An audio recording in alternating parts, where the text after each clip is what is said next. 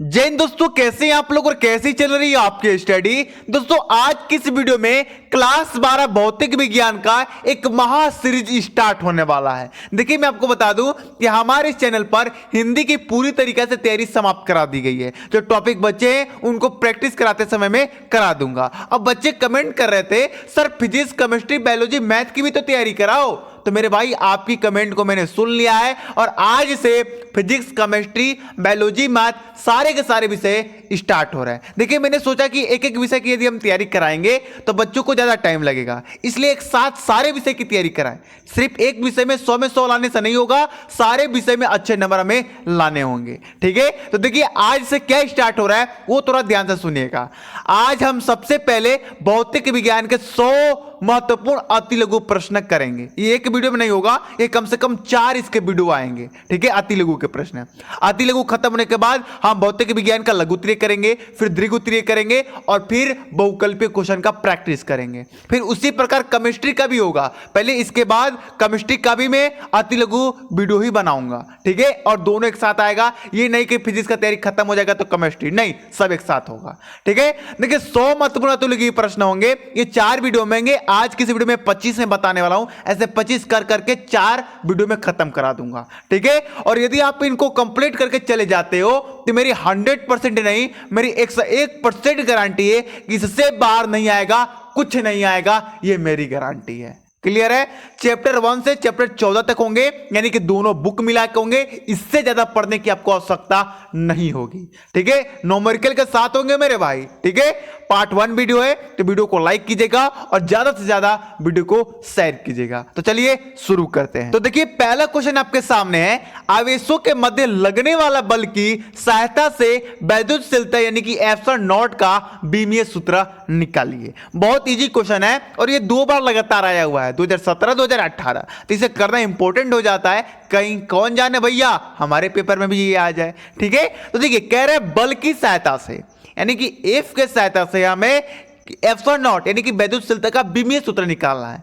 तो हमें मालूम है कि कूलॉम के नियम से बल का जो सूत्र होता है वो 1/4 pi epsilon not into Q1 into Q2/R² होता है। ठीक है, अब ये सूत्र देख लिए। अब इस सूत्र में हमें किसी चीज का नहीं चाहिए भैया, हमें ये एप्सिलॉन नॉट का बीमीय चाहिए, चाहिए ना। तो एप्सिलॉन नॉट को हम इधर भेज देंगे, इधर भेज देंगे तो भैया इधर आ जाएगा। अब ये एफ को हम इधर भेजेंगे तो Q1 into Q2/R² into F आ जाएगा, हो जाएगा। अब आप कहोगे सर ये 1/4 पाई किधर गया, तो मैं कहूंगा भैया 1/4 पाई एक स्थिरांक है जिसका बीमा नहीं होता है, इसलिए वो क्या हो जाएगा, गायब हो जाएगा। क्लियर है, चलिए अब आप बताइए Q1 और Q2 क्या है। तो आवेश है, आवेश का बीमीय सूत्र क्या होता है, तो AT होता है। यहां पर 2 आवेश है इसलिए हम 2 बार AT ले लेंगे, AT। क्लियर है, चलिए फिर ये F यानी कि बल, तो बल का बीमा क्या होता है मेरे भाई, तो mL/T⁻²। क्लियर है, R क्या है मेरे भाई, तो दूरी है, दूरी का बीमीय सूत्र क्या होता है, तो L होता है। ठीक है, यहां पर 2 बार दूरी है तो हम 2 बार लेंगे तो L² हो जाएगा। क्लियर है, चलिए अब देखिए यहां पर हम आगे क्या करते हैं। यहां पर भी ये है, यहां पर भी है, तो A² लिख सकते हैं। T यहां पर भी, यहां पर भी है तो हम T² लिख सकते हैं। सिंपल सा मैंने वही किया है। ठीक है, अब ये वाला नीचे मैंने यहां पर लिख दिया है। अब देखिए हम इन दोनों को ऊपर भेजेंगे तब क्या होगा, m यहां पर है, m के ऊपर घात कितना, 1 है। अगर कुछ नहीं होता तो हम क्या घात मानते हैं, 1 मानते हैं ना। तो जब ऊपर चला जाएगा तो -1 हो जाएगा इसका घात, m⁻⁻1। अब यहां पर देखिए l के पावर यहां पर 2 है और l के पावर यहां पर 1, तो कितने l हुए, 3 l हुए। अब 3 l को जब ऊपर भेजिएगा तो -3 l हो जाएंगे ना। अब यहां पर देखिए t के पावर -2 है, जब इसको ऊपर भेजिएगा तो ये प्लस के t के पावर 2 हो जाएंगे और प्लस के ऊपर जाकर T2 हो जाएंगे और ये T2 कितना हो जाएगा, T4। क्लियर है, अब ये A²।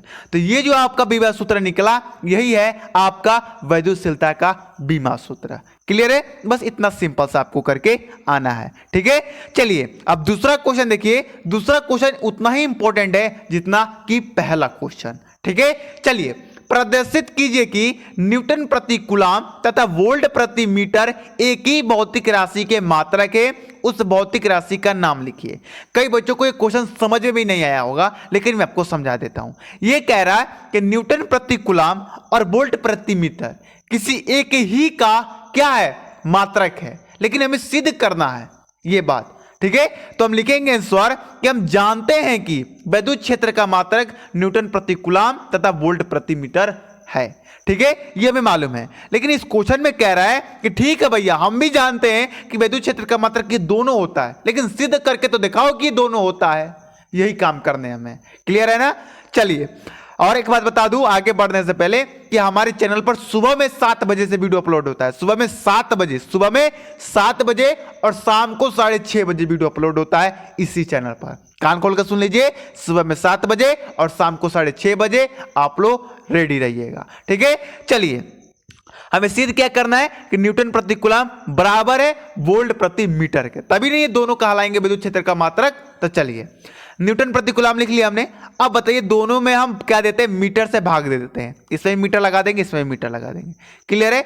चलिए, अब आप बताइए, न्यूटन माइनस मीटर को हम जूल कहते हैं ना, तो जूल आ जाएगा, और ये तो नीचे है ही। अब आप बताइए, यदि आप विद्युत विभव पढ़े हैं तो विद्युत विभव का मात्रक क्या होता है, जूल प्रति कूलम। तो जूल प्रति कूलम को हम क्या लिख सकते हैं, वोल्ट लिख सकते हैं, और मीटर तो मीटर नीचे ही है। तो लो भैया, हमने बराबर कर दिया। क्या बराबर कर दिया, न्यूटन प्रति कूलम को वोल्ट प्रति मीटर के बराबर कर दिया। क्लियर तो है, लिख देंगे लास्ट में।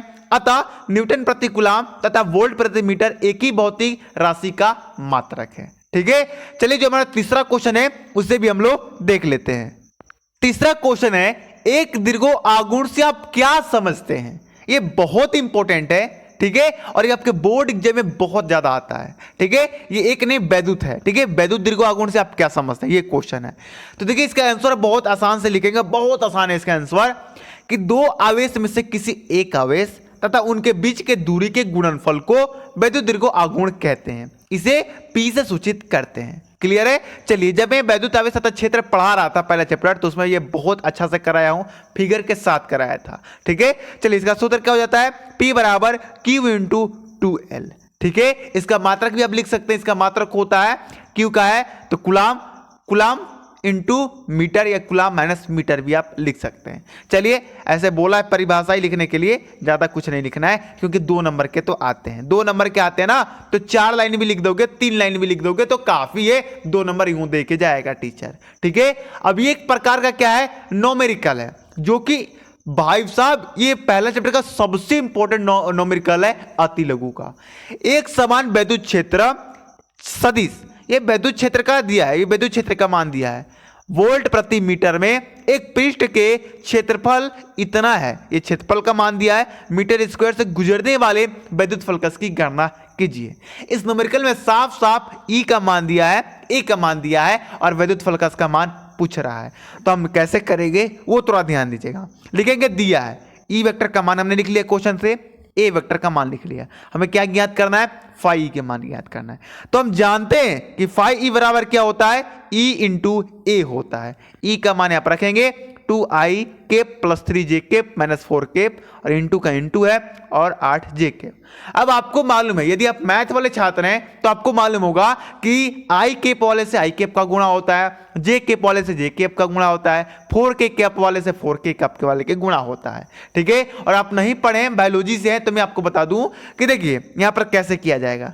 ये 8j केप है, ये इधर 3j केप है, इन दोनों में गुणा हो जाएगा 24j cap volt minus metre, इसका राइट आंसर हो जाएगा। अब आप कहेंगे ये 2i केप, ये माइनस 4k केप किधर गया है सर, तो देखिए 2i केप का गुणा 2i केप के वाले के साथ ही होगा। इधर तो कोई i केप वाला नहीं है तो 0 से हो जाएगा, तो ये भी 0 में हो जाएगा।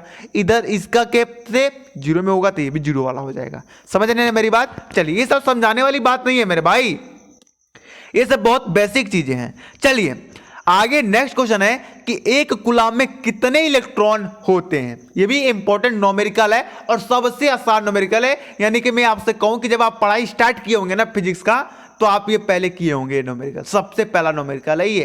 ठीक है, तो देखिए एक कूलम कह रहा है, यानी कि क्यू का मान 1 है, कितने इलेक्ट्रॉन होते हैं, यानी कि एन का मान, संख्या पूछ रहा है तो हमें एन का मान ज्ञात करना है। ई बराबर हमें मालूम है 1.6 × 10⁻⁻19 कूलम होता है, और हम जानते हैं सूत्र कि Q बराबर A नहीं होता, लेकिन हमें N का मान चाहिए तो हम E को इधर भेज देंगे, तो N बराबर Q/E हो जाएगा। मानक दीजिए Q का मान 1 है, E का मान 1.6 × 10⁻19 है। ठीक है, अब देखिए यहां से जब इसको हल कीजिएगा तो 6.25 × 10⁻18 इलेक्ट्रॉन आपका आंसर आ जाएगा। अब इसे सॉल्व करना तो आना ही चाहिए, अगर नहीं आ रहा तो भैया चुल्लू भर पानी में डूब जाओ। भैया मजाक कर रहा हूं, क्योंकि इतना नहीं आएगा तो पेपर में क्या करोगे यार, पेपर में करोगे क्या? ये सबसे आसान आपका यहां पर ये करने वाला है। क्या करने वाला है कमेंट करके बताओ, ठीक है। चलिए जो हमारा नेक्स्ट क्वेश्चन है उसे हम लोग देख लेते हैं। देखिए ये क्वेश्चन क्या कह रहा है कि अनंत विस्तार के आवेशित चादर के समीप वैद्युत क्षेत्र की तीव्रता का सूत्र लिखिए। ये एक प्रकार का डेरिवेशन है, आपको याद होगा, बहुत इंपॉर्टेंट डेरिवेशन है, ये पहला चैप्टर का ही डेरिवेशन है। तो उसमें सूत्र क्या ज्ञात होता है, ई बराबर यानी कि वैद्युत क्षेत्र की तीव्रता बराबर सिग्मा बटे 2 एप्सिलॉन नॉट। सिग्मा क्या होता है मेरे भाई, तो सबको मालूम होना चाहिए, ये आवेश का पृष्ठ घनत्व होता है, ठीक है। चलिए अगला क्वेश्चन है वैद्युत क्षेत्र की तीव्रता की परिभाषा तथा मात्रक लिखिए। इस क्वेश्चन का आंसर मैंने नहीं लिख रखा है, क्योंकि इस क्वेश्चन का आंसर ने मैंने हजारों बार कराया होगा, मतलब जो फिजिक्स का वीडियो लेके आता हूं उसमें इसका आंसर मैं कराता हूं, इसलिए मैंने सोचा कि इस वीडियो में नहीं कराऊंगा, इस वीडियो में आपको स्वयं करने होंगे और हर एक बच्चों को यह मालूम होगा इसका आंसर। जिसको नहीं मालूम है ना, समझो कि तुम बहुत ही ज्यादा कमजोर हो, बहुत में बहुत ज्यादा कमजोर हो, ठीक है। ये मैं नहीं कह रहा हूं, आपका मोटिवेशनल डाउन नहीं कर रहा हूं भाई, ये मत सोचना कि इस तरह में भड़का रहे, नहीं, जो सच्चाई है वो मैं कह रहा हूं, ठीक है। चलिए अगला क्वेश्चन है कूलाम के नियम का सदिश रूप बताइए। सबको ही पढ़ा है कूलाम का नियम क्या होता है, F बराबर 1/4 पे epsilon not into Q1 into Q2 बटे R स्क्वायर। लेकिन यहां पर सदिश रूप बता रहा है तो सिंपल सा इजी है, सब में वेक्टर लगा देना है, F वेक्टर और F के नीचे 12 लिख देना है, ठीक है। बराबर में 1/4 पे epsilon not into Q1 into Q2 बटे R स्क्वायर। अब R स्क्वायर में भी नीचे 12 लिख दीजिएगा बस, और इसमें एक्स्ट्रा क्या लगाना है, R के 12, बस ये लगाना है, बन गया सदिश रूप। सिंपल सा तो है, इसे याद कर लीजिए, ठीक है। यहां पर देख रहे होंगे मैं क्वेश्चन नंबर नहीं लिख रखा है, क्योंकि 25 क्वेश्चन ही लिया हूं मैं, ठीक है। याद रखिएगा इस वीडियो में 25 ही क्वेश्चन हम कर रहे हैं, ठीक है। आने वाले पार्ट 2 में भी हम 25 क्वेश्चन करेंगे, जो कि हमारे नेक्स्ट चैप्टर से होंगे, ठीक है। चलिए आवेश का पृष्ठ घनत्व से क्या तात्पर्य है, देखिए वही क्वेश्चन आ गया, आवेश का सिग्मा वाला, ठीक है। तो किसी चालक के प्रति एकांक पृष्ठ यानी कि क्षेत्रफल पर उपस्थित आवेश की मात्रा को आवेश का पृष्ठ घनत्व कहते हैं, इसे सिग्मा से सूचित करते हैं। सिग्मा बराबर होता है क्यू है, ठीक है। मतलब जैसे कि कोई, मैं आपको समझा दूं, कोई वस्तु है, उसके जितना उसका क्षेत्रफल है, यदि उस पर जितना भी आवेश उत्पन्न है, उस सारे आवेश की मात्रा को ही हम आवेश का पृष्ठ घनत्व कहते हैं। क्लियर है, इसका मात्रक आप खुद से लिख सकते हैं, कूलाम प्रति मीटर स्क्वायर इसका मात्रक होगा। चलिए अगला एक प्रकार का न्यूमेरिकल है, बहुत इंपॉर्टेंट न्यूमेरिकल है और बच्चों को थोड़ा सा डिस्टर्ब करता है, तो हम इसे डिस्टर्ब आज करने वाले हैं, थोड़ा ध्यान से देखिएगा। ये न्यूमेरिकल कहता है 1.0 माइक्रो कूलाम के दो बराबर एवं विपरीत प्रकार, ये प्रकार कर लीजिएगा कि आवेश 2.0 मिमी दूर रखे हैं, दीर्घो अगुण ज्ञात कीजिए। इसमें हमारा आवेश का मान दिया है, दूरी का मान दिया है, वैद्युत दीर्घों का मान पूछ रहा है, यानी कि P का मान पूछ रहा है, ठीक है। तो Q कितना दिया है, आवेश का मान कितना दिया है, 1.0 माइक्रो कूलाम। तो माइक्रो कूलाम तो न लगेगा, नहीं कूलाम लगेगा, इसलिए कूलाम में इसको चेंज करेंगे 10 के पावर -6 से गुणा करके। एल का मान 2.0 दिया है, तो देखिए 2.0 है, तो 2.0 को हम 2 × 10 के पावर -1 लिख सकते हैं ना, लिख सकते हैं। लेकिन ये मिमी में दिया है, हमें मिमी नहीं मीटर में चाहिए, तो फिर से इसमें 10 के पावर -2 से गुणा करेंगे, तो ये 10 के पावर -3 हो जाएगा। क्लियर है, यहाँ तक क्लियर है ना। चलिए जो समझ में नहीं आ रहा है ना, उसको एक बार थोड़ा सा वीडियो पीछे करके देख लिया कीजिए, जब 1-2 बार देख लेंगे तो आपको 100% समझ में आ जाएगा, ठीक है। चलिए तो हम जानते हैं P का सूत्र क्या होता है, P बराबर Q × 2L। तो Q का मान कितना है, 1.0 × 10 के पावर -6, फिर 2 है तो 2 रहेगा, फिर L का मान हमने कितना निकाला, 2 × 10 के पावर -3, तो 2 × 10 के पावर -3। अब 2 से 2 में गुणा कीजिएगा तो 4, और 4 से जब 1.0 में गुणा कीजिएगा तो 0.0, ठीक है। 10 के पावर -6 ये है और 10 के पावर -3 ई है, तो घात जुड़ जाएगा, 10 के पावर -9 हो जाएगा, और ये इसका आंसर हो जाएगा कूलाम माइनस मीटर। क्लियर है ना। आपको कमेंट करके बताना है कि आपको मैं जो समझाता हूं वो समझ में आता है कि नहीं, मतलब मैं कैसा समझाता हूं। अगर अच्छा समझाता हूं तो गुड लिखिए, नहीं तो भैया बेड भी लिख सकते हैं, कोई दिक्कत नहीं है, ठीक है। और हम सुधारने की अपने आप में कोशिश करेंगे, ठीक है। चलिए जो मेरा नेक्स्ट क्वेश्चन है उसे भी हम लोग देख लेते हैं। तो देखिए हमारा नेक्स्ट क्वेश्चन है कि गॉस की प्रमेय क्या है। ये बहुत इंपॉर्टेंट क्वेश्चन है, पहला चैप्टर का ही क्वेश्चन है, ठीक है। अभी तक हम जितने क्वेश्चन कर रहे थे ना, ये पहला चैप्टर का ही था। अब आप कहोगे सर 100 क्वेश्चन कराओगे तो आप क्या चौथे 5वें चैप्टर तक कराओगे क्या? नहीं, देखो पहला चैप्टर और दूसरा चैप्टर और चौथा चैप्टर, ये 3 चैप्टर में ज्यादा आती लोग हैं, ठीक है, और सारे चैप्टर में नहीं है, ठीक है। नहीं है क्या मतलब है, लेकिन बहुत कम है, ठीक है। तो देखिए यहीं से बस ये लास्ट ही क्वेश्चन है चैप्टर 1 का। अब इसके बाद जो क्वेश्चन होगा ये चैप्टर 2 का होगा, चैप्टर 3 का होगा। यानी टोटल आज की वीडियो में चैप्टर 1, चैप्टर 2, चैप्टर 3 और चैप्टर 4 ये चारों चैप्टरों का मैं अति लघु लेके आया हूं। फिर नेक्स्ट वीडियो में 4 चैप्टर लेके आऊंगा, 4 नहीं 5-6 चैप्टर के लिए आऊंगा और फिर उसके अगले पार्ट में तो खत्म ही हो जाएगा। ठीक है, चलिए तो गॉस का परिमेय क्या है सब लिख लिए होंगे, सबको मालूम होगा कि किसी बंद पृष्ठ से गुजरने वाला कुल वैद्युत फलकस इष्ट पृष्ठ का उपस्थित आवेश यानी कि Q का 1/ε0 गुना होता है। यही गॉस का प्रमेय होता है। ठीक है, ज्यादा लंबा चौड़ा नहीं लिखिएगा, 2 नंबर का क्वेश्चन है, हम 2 नंबर वाले ही लाइक लिखेंगे। अभी हम लघु उत्तरीय भी कराएंगे, दीर्घ उत्तरीय भी कराएंगे और जो बहुकल्पीय है उसका मैं लाइव प्रैक्टिस कराऊंगा आप लोगों को। ठीक है, तो चलिए अगला क्वेश्चन है, एक प्रकार का क्या कह सकते हैं, न्यूमेरिकल कह सकते हैं। 7n⁴ नाभिक पर कूलाम में आवेश की गणना कीजिए। तो यहां पर देखिए इसके नीचे 7 है ना, तो ये हमारा n का मान होता है। अगर कोई भी तत्व का नाम ऐसा दे दे उसके नीचे जो अंक दे तो उसे आप n के बराबर मान लीजिएगा। क्लियर है। इलेक्ट्रॉन का मान हमें मालूम होता है 1.6 × 10⁻⁻19 होता है।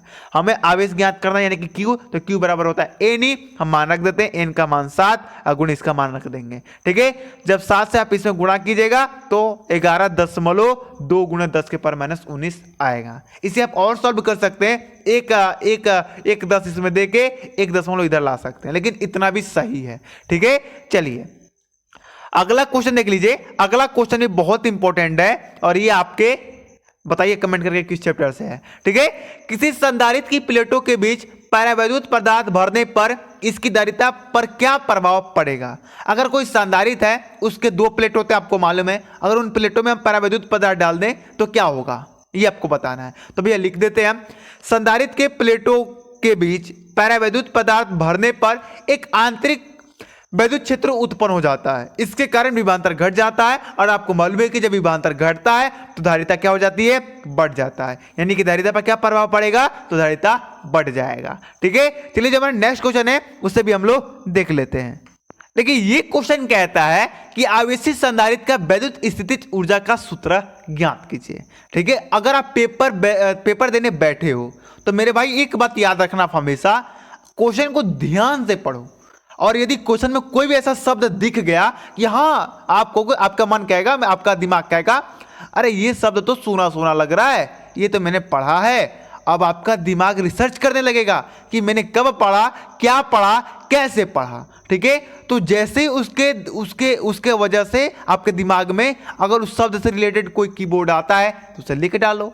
एक ये भी ट्रिक होता है पेपर में अच्छे नंबर लाने का। ये मैं क्यों बताया आपको, क्योंकि भैया काम आएगा पेपर में। आप कोई ज्ञानी नहीं हो या मैं ही कोई ज्ञानी नहीं हूं कि 100 के 100% आपके पेपर में जो बताऊंगा वही आएगा या जो आप पढ़ोगे वही आएगा। ठीक है, ये मैं नहीं कह रहा हूं कि भैया पूरा पेपर नहीं आएगा, अरे उसमें एक आध 2 क्वेश्चन की बात कर रहा हूं मैं। एक आध 2 क्वेश्चन, हर साल नए क्वेश्चन आते हैं, एक आध 2 क्वेश्चन, लेकिन वो भी आपके यहीं से आएंगे, बस इनका मान चेंज कर दिया जाता है। अब जैसे यहां पर न्यूमेरिकल करा रहा हूं तो कहीं 2 दिया है तो वो उसकी जगह पर 4 दे देगा, तो ये होता है। ठीक है, क्वेश्चन तो सेम वही होते हैं, पैटर्न वही होता है, थोड़ा बहुत मान चेंजिंग करता है। अब ये मैं सोचने लगता कि सर साफा क्वेश्चन ही चेंज होता, नहीं, इंपॉर्टेंट क्वेश्चन ही आता है, जो हम करा रहे हैं वही आएगा। क्लियर है। चलिए तो यहां पर इसका आंसर हो जाएगा U बराबर 1/cv²। आपको मालूम है संधारित्र की धारिता की परिभाषा लिखिए तो एकदम इजी है, किसी संधारित्र पर उपस्थित आवेश तथा इसके बीच उत्पन्न विभवांतर के अनुपात को संधारित्र की धारिता कहते हैं। क्लियर है, इसका सूत्र क्या हो जाएगा, C बराबर V/Q। क्लियर है, विभव प्रवणता की परिभाषा दीजिए, ये आपका नेक्स्ट क्वेश्चन है और बहुत इंपॉर्टेंट क्वेश्चन है। वैद्युत क्षेत्र के दूरी में परिवर्तन के साथ विभव में परिवर्तन के अनुपात को विभव प्रवणता कहते हैं। क्लियर है, ये मैं पढ़ा चुका हूं, बहुत आसान टॉपिक है ये, ऐसा तो अभी भी समझ में आ गया होगा। ये देखिए फिर से न्यूमेरिकल आ गया, तो न्यूमेरिकल तो भैया आएंगे ही, क्योंकि पिछली बार न्यूमेरिकल भर भर के आए थे। ठीक है, इस बार भी आएंगे, 100% आएंगे, न्यूमेरिकल ही ज्यादा आएंगे, तुम देख लेना। तो मैं कह रहा हूं न्यूमेरिकल के प्रैक्टिस करो जितना हो सके उतना। देखिए 10 माइक्रोफैराड का एक संधारित्र 50 वोल्ट बैटरी से जुड़ा है, संधारित्र में कितनी स्थिर वैद्युत स्थित ऊर्जा संचित है। यहां पर U का मान पूछ रहा है, किसका, U का मान, ऊर्जा का मान पूछ रहा है। हमारे पास संधारित्र C बराबर कितना है, 10 माइक्रोफैराड, इसको हम फैराड में चेंज करेंगे 10⁻⁻12 से गुणा करके। हमारे पास वोल्ट का मान यानी कि 50 दिया, विभवांतर का मान ठीक है। चलिए u बराबर होता है 1/2 CB²। मान रख दीजिए c का मान क्या है 10 × 10⁻², और b का मान क्या है 50, तो यहाँ पे स्क्वायर है तो 50 × 50 लिख देंगे। अब यहाँ पर तो आप ध्यान से समझिएगा, यहाँ पर 1/2 हमने लिख दिया, 10 के हम पावर 1 लगा सकते हैं क्योंकि घात कुछ नहीं करता, हम 1 तो मानेंगे, 10 के पावर माइनस है ही। अब 50 को क्या हम 50 × 10 5 × 10 लिख सकते हैं क्या, इसको भी हमने 5 × 10 लिख दिया। ठीक है, इस तरह आपको लिखने आ जाएगा। आप अपने तरीके से भी कर सकते हैं, लेकिन ये तरीका बहुत आसान है इतने बड़े को करने के लिए। अब देखिए ये 5 से 5 गुणा कीजिएगा तो 25, 25/2। ठीक है, अब देखिए यहाँ पर 1 2 3 3 10 है और ये -12 है, तो 3 और +12 कितने हो जाएंगे 3 -12। 1 मिनट, यहाँ पर कुछ गड़बड़ हो रही है, 1 2 3 है, ठीक है, और यहाँ पर -12, तो ये तो घटेंगे मेरे भाई, तो 12 में से 3 जाएंगे तो 9 आएंगे मेरे भाई। क्यों, कैसे, देखो 10 के यहाँ पर मैं करके आपको दिखाता हूं, 1 मिनट रुको। 10 के पावर 3 है, ये तीनों को मिला के, और ये 10 के पावर -12 है। आपको मालूम है कि यदि अंक सेम रहे तो उनके जो घात होते हैं वो जुड़ते हैं, तो जोड़ो ना मेरे भाई, प्लस -12 होंगे ना, तो यहाँ पर माइनस से ये हो जाएगा। अब बताओ तुम घटाओगे तो कितना आएगा, -9 ही आएगा ना, तो 10 के पावर -9, तो ये इसका राइट ऑप्शन हो जाएगा। इसको और सॉल्व कर दीजिएगा, 2 से 25 में भाग दीजिएगा तो 12.5 गुणे 10 के पावर -9 जूल आंसर इसका आएगा। ठीक है, चलिए जो हमारा नेक्स्ट क्वेश्चन है उसे भी हम लोग देख लेते हैं। क्वेश्चन है वैद्युत दीर्घों की अक्षीय रेखा पर वैद्युत विभव का सूत्र लिखिए। बहुत इंपॉर्टेंट है, निर्जीव स्थिति में तो 0 होता भैया वैद्युत विभव का मान, लेकिन अच्छी स्थिति में है तो उसको मान पूछ रहा है, तो b बराबर 1/4πε0 इंटू p/r²। ठीक है, आप बताइए कि वैद्युत क्षेत्र का मान क्या होता है अच्छी स्थिति में। ठीक है, एकदम सेम ही होता है, थोड़ा सा अंतर होता है मेरे भाई। ठीक है, चलिए नेक्स्ट क्वेश्चन है कि 1 फैराडे वैद्युत धारिता वाले गोलीय चालक की त्रिज्या ज्ञात कीजिए। ठीक है, ये न्यूमेरिकल है, तो देखिए फैराडे वैद्युत धारिता यानी कि C का मान 1 फैराडे दिया है, हमें त्रिज्या का मान ज्ञात करना है, तो आपका सूत्र याद होगा C बराबर 4πε0r। ठीक है, तो मैं तो R का मान चाहिए यानी कि त्रिज्या का मान चाहिए, तो ये 4πε0 को इधर भेज देंगे, तो R बराबर C/4πε0 हो जाएगा। ठीक है, चलिए अब बताइए 1/4πε0 का मान क्या होता है 9 × 10 के पावर 9, C का मान 1 है तो लिख लिया हमने। अब इसका भैया आंसर वही आएगा, त्रिज्या का मान 9 × 10 के पावर 9 मीटर। एकदम इजी था न्यूमेरिकल, बस थोड़ा सा घुमा दिया था बच्चे, अरे भैया ये गोलीय चालक की त्रिज्या क्या होती है, ये उनके चक्कर आ गई। ठीक है, तो ये होता है, जब तक तुम क्वेश्चन की प्रैक्टिस नहीं करोगे तब तक तुमको घबराना पड़ेगा ही पड़ेगा। ठीक है, चलिए वीडियो थोड़ा सा लंबा बन रहा है, अब मेहनत करना पड़ेगा मेरे भाई, यदि अब मेहनत नहीं करोगे तो कुछ नहीं कर पाओगे। ठीक है, किसी सेल के आंतरिक प्रतिरोध से आप क्या समझते हैं, आंतरिक प्रतिरोध यानी कि अंदर का प्रतिरोध, तो आप अपने से बना के लिख सकते हो। किसी सेल के अंदर वैद्युत धारा के मार्ग में आने वाली रुकावट को सेल का आंतरिक प्रतिरोध कहते हैं, इसे स्मॉल आर से सूचित करते हैं, यानी कि छोटे वाले आर से सूचित करते हैं। क्लियर है, चलिए आगे हम क्वेश्चन देख लेते हैं। आगे हमारा क्वेश्चन है किरचॉफ का धारा नियम लिखिए, या इसी क्वेश्चन को कह जाएगा कि संधि का नियम लिखिए, तो घबराना नहीं है, यही पेपर में लिखकर आना है। इस नियम के अनुसार किसी परिपथ में किसी संधि पर मिलने वाली समस्त धाराओं का बीजगणितीय योग्य क्या होता है, 0 होता है। ठीक है, आप लिख सकते हैं यहां पर समस्त i बराबर क्या होता है 0 होता है। क्लियर है, चलिए जो हमारा नेक्स्ट क्वेश्चन है उसे हम लोग देख लेते हैं। और 4 क्वेश्चन है, इनको देख लेते हैं, उसके बाद हम आपको एक बहुत बड़ी खुशखबरी देने वाले हैं। क्या खुशखबरी है वो आप लास्ट तक बने रहिएगा।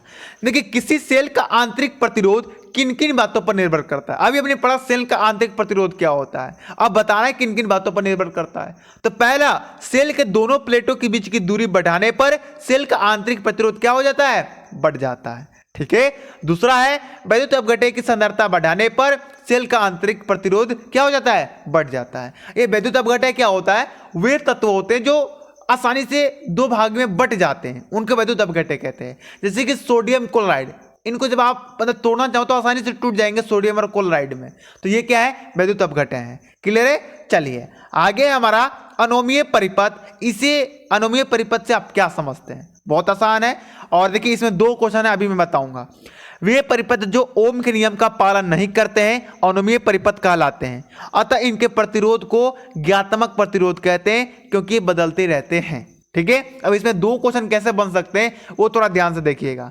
पूछ देगा ज्ञातात्मक प्रतिरोधों से आप क्या समझते हैं, तो आप लिख सकते हैं कि अनुमेय परिपथ के प्रतिरोध को ज्ञातात्मक प्रतिरोध कहते हैं क्योंकि ये बदलते रहते हैं। क्लियर है, तो इसमें दो प्रकार हैं। क्लियर है, चलिए आगे है, आगे हमारा कौन सा क्वेश्चन है भैया, ये ऊपर चलो भैया। ये किसी धारावाही चालक के कारण उत्पन्न चुंबकीय क्षेत्र का संबंध में बायो-सेवर्ट के नियम का उल्लेख कीजिए। बहुत इंपॉर्टेंट ये सूत्र है और इसका डेरिवेशन जो है वो भी बहुत ही ज्यादा इंपॉर्टेंट है, पेपर में तो आता ही है करने के लिए। ठीक है, चलिए इसका सूत्र होता है डेल्टा बी बराबर म्यू नॉट बटे 4 पाई इंटू आई डेल्टा एल साइन थीटा बटे आर स्क्वायर। कुछ बच्चे सोच रहे हैं सर डेल्टा कैसे आ गया, तो भैया यहाँ पर डेल्टा लगाएं तो यहाँ पर भी डेल्टा लगाएंगे और यहाँ पर नहीं लगाएंगे तो यहाँ पर भी नहीं लगाएंगे। तो सूत्र क्या हो जाएगा, बी बराबर म्यू नॉट बटे 4 पाई आई एल साइन थीटा बटे आर स्क्वायर। क्लियर है, दोनों आप लिख सकते हो, आपकी मर्जी है। चलिए आगे देखिए, लास्ट नंबर क्वेश्चन है एप्सिलॉन नॉट म्यू नॉट का बीमीय सूत्र लिखिए। तो साफ आपको मालूम होना चाहिए कि एल के पावर -2 और टी स्क्वायर। क्लियर है, तो ये रहे दोस्तों हमारे 25 मोस्ट इंपोर्टेंट अति लघु प्रश्न। अब पार्ट 2 वीडियो में से हम आगे करेंगे 26 नंबर क्वेश्चन से करेंगे 50वें नंबर तक। क्लियर है, फिर उसके पार्ट 3 में हम 75 क्वेश्चन और पार्ट 4 में टोटल 100 क्वेश्चन। खत्म, हमारा 2-2 नंबर वाला का काम ही झमेला ही खत्म। ठीक है, चलिए मिलते हैं अगली वीडियो में, जाने की इजाजत दीजिए। जय हिंद, जय भारत।